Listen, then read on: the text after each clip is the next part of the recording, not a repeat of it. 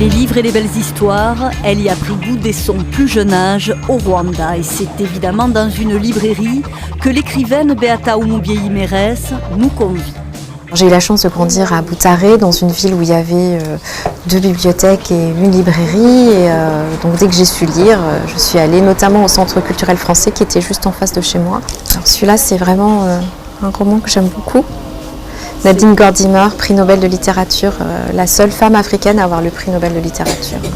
Mais c'est son premier roman, Tous tes enfants dispersés, qu'elle vient aujourd'hui nous présenter. C'est l'histoire d'une famille où un des enfants est métisse, blanche, avec ce nom d'ailleurs symbolique, fille d'un Français et d'une Rwandaise, Tutsi.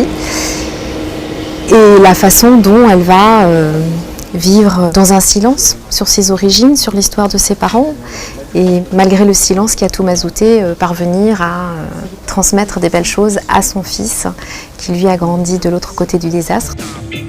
Le désastre, le génocide des Tutsis du Rwanda s'immisce dans le récit, avec au premier plan la destinée d'une famille déchirée, les traumatismes, le métissage. Comme Blanche, Beata a survécu à la tragédie et connu l'exil en France à l'adolescence, mais ce n'est pas son histoire personnelle qu'elle délivre ici. Je pense qu'il y a beaucoup de gens qui ne vont pas lire des témoignages parce que c'est trop dur, alors qu'en les prenant par la main et en les emmenant dans une histoire intime, une histoire de famille qui est quelque chose d'universel, ils vont peut-être rentrer plus facilement et ensuite comprendre les répercussions du génocide dans la vie des survivantes et des survivants. Des mots pudiques et poétiques en français et en kinyarwanda pour pincer les plaies et évoquer la beauté et la nostalgie du pays aux 1000 collines.